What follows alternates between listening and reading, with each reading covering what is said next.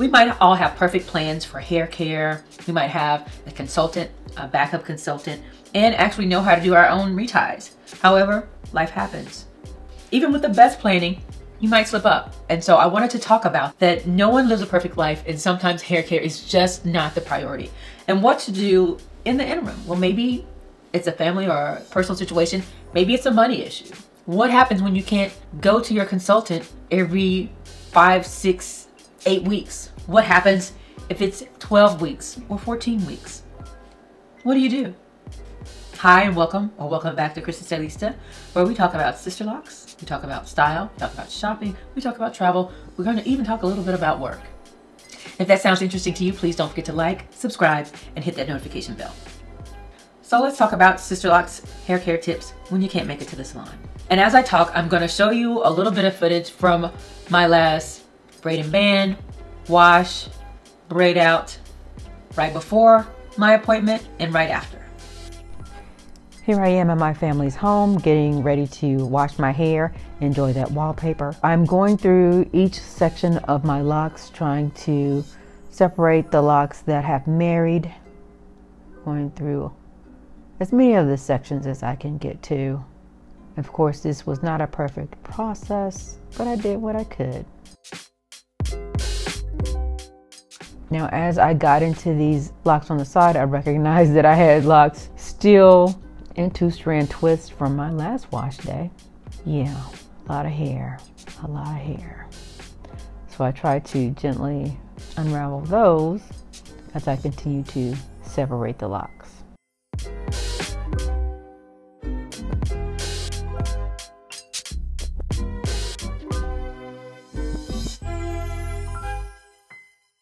So I'm trying to take extra care around these edges as I separate.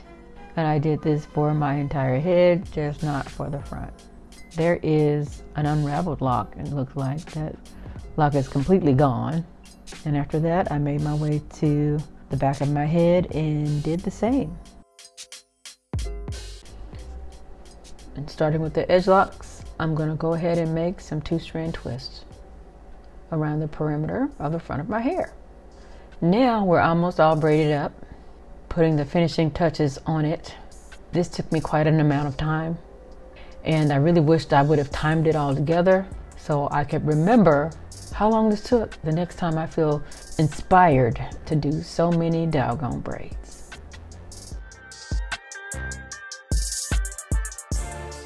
After finishing the braids, I did fold them under and put black rubber bands on the end, and I use black rubber bands when I'm doing braiding when I don't think the next day or two I'll be taking my hair down. It allows me to style my hair and feel decent when I go out.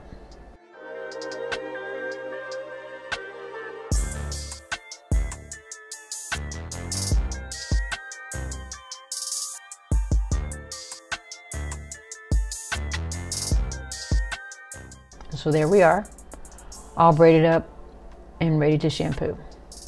But we're not shampooing right now. Right now, I'm about to go ahead and put it up because I got errands to run. So although this is a wash day, I'm not gonna wash it right now. And when I get back from my errands, all I have to do is shampoo because I'm done with the prep work.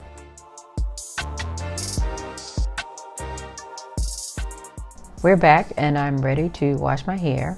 So I take my hair down from the temporary style. I use the Carol's Daughter shampoo, and just for the sake of showing you how I wash and lather, this is what I usually do in the shower, but this video ain't that type of video. So I'll show you while I am in front of the vanity mirror in the bathroom how I wash my hair with the Carol's Daughter shampoo and how I use my fingertips. Initially, I do focus on my scalp, getting that cleansed. I make sure that I get the edges, I make sure that I get the back, I make sure that I get the crown, get behind my ears. As I wash, I see how red and irritated my scalp is, particularly in my area that has alopecia. And it makes me wonder about the shampoo that I'm using, even though I like it. When I have an opportunity to get to the dermatologist, I'll ask them about specific chemicals that may be in shampoos that could cause allergic reaction, because maybe that's what I'm dealing with.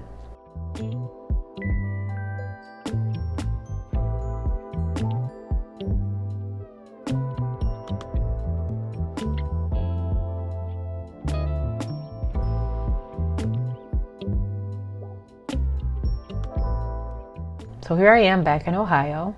It's been a couple days, and now it's time for my braid out. Once again, I don't know what possessed me to do such an intricate braid out. I probably won't be doing another anytime soon.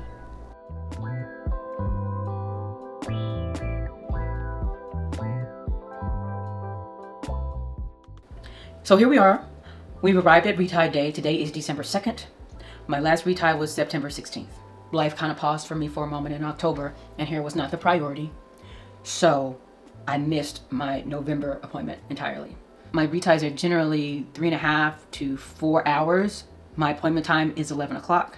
I'll report back how long it takes. After completely skipping a retie appointment, my reties are every 6 weeks. So I would approximate that I am at 12 weeks or so.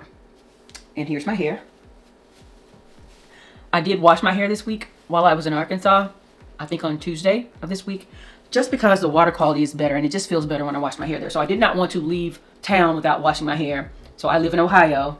I'm from Arkansas, was visiting family, washed my hair one time before leaving Arkansas. And my edges are fuzzy. I did pop the locks that seemed to be marrying, and did a braid and band, did 2-strand twists on the front locks, and here we are. She may even wash my hair again today, because from what I've learned, it's easier to retie hair on damp hair. I'm off. I'll catch you after my retie. All right, I am back from my retie appointment, and guess what? I can see a grid. How about that? And just to show you what the back looks like, post retie with the alopecia. It actually didn't look as bad as I thought it would. And it makes me wonder, is the frequency of reties contributing to alopecia? I get my reties every 6 weeks. I'm gonna try every 5 weeks as well.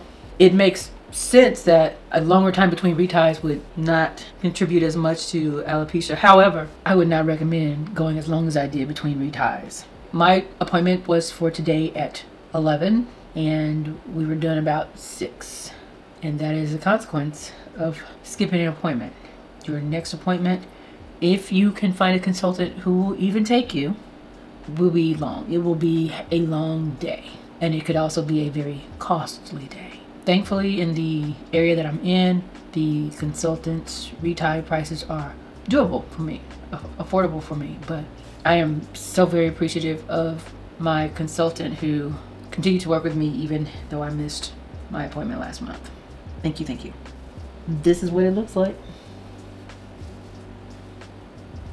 This is a day of retie. Do I have any day of retie videos? I'm not quite sure.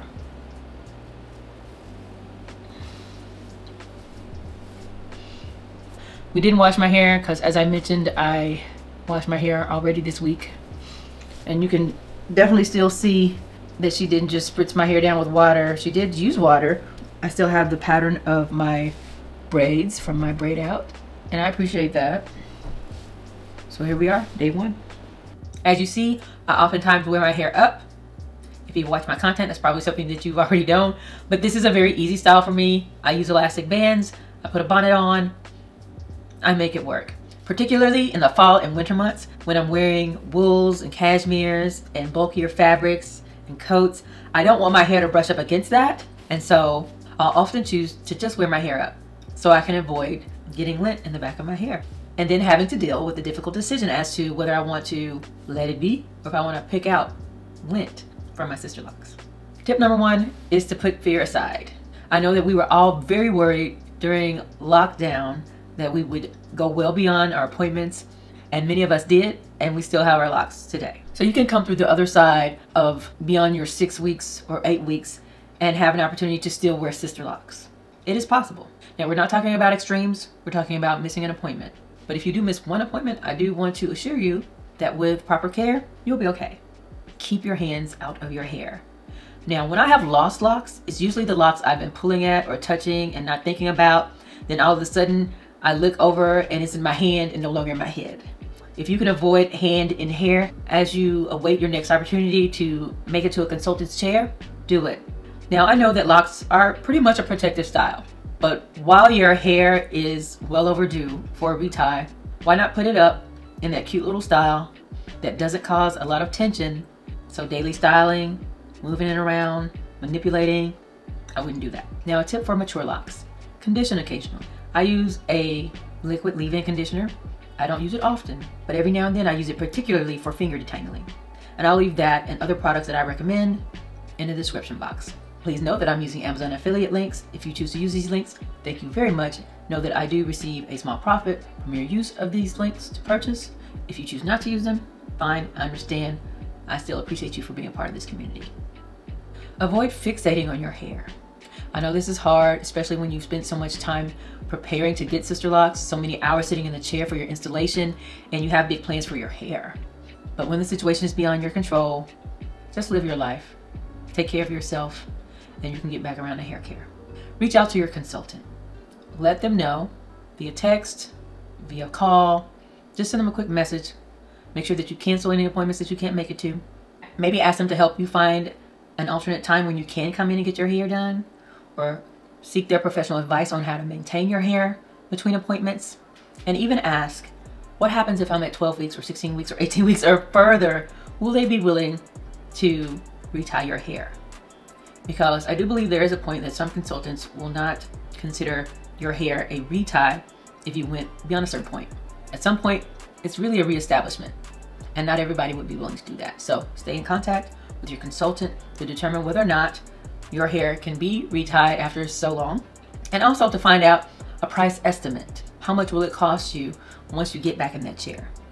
And a related tip, be prepared to spend quite a bit of time in the chair. If you have a considerable amount of new growth, it may take a little longer on each of your locks in order for your consultant to get through your whole head, and that might mean doubling or tripling or even more your general retie time. So be prepared for the time as well as the expense of getting back in that chair. And another thing that may not be advisable from your consultant as you approach your wash day, and I only do this close to wash day because I don't like a lot of buildup in my hair, but maybe the week of my wash day, I may lay down the edges a little bit. Now, generally I don't lay my edges, but you might have quite a bit of hair out of the lock if it's been a considerable amount of time between reties. Treat your hair gently. As I approached my wash day, before I washed my hair, I took care to try to gently pull apart the locks that married. And I thought I did a good job. Probably didn't. When I finally sat in the chair, my consultant spent quite a bit of time separating my locks. Now, earlier in my journey, I didn't have a lot of issues with locks marrying, but at this point, with longer hair, more mature locks, and a longer period of time between reties, I had a bit of marrying in my hair. I think it was really good to have a very patient consultant who went through my head and got me back right. Realize that you're not alone. I started to feel kind of bad about having so much time between appointments, and I confessed to one of my Sisterlock friends, like, oh girl, it's been so long since I sit in the chair, my hair looking wild, I don't know what to do. And her reply was, I'm in the same boat. So it happened. You're not alone. Other people have experienced this. Of course, you can always look at other Sisterlock content creators and Microlock content creators to find out their experience as far as waiting a long time between reties for whatever reason and how they maintained. And it's not a unique story. So it's not just you. It's not the end of the world if you don't go like clockwork every 5 weeks or 6 weeks or 8 weeks. Now, I wouldn't advise you to do it. I'm not saying plan for it. I am not saying that. Make your appointments if you can make your appointments. Absolutely.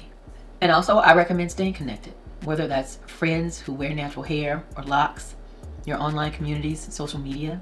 If there are certain groups that you enjoy your membership in that really uplift you, I would recommend that you share your experience with them and ask them about their experiences, and maybe you can glean some information that can help you along this journey in those times when you can't get in the chair.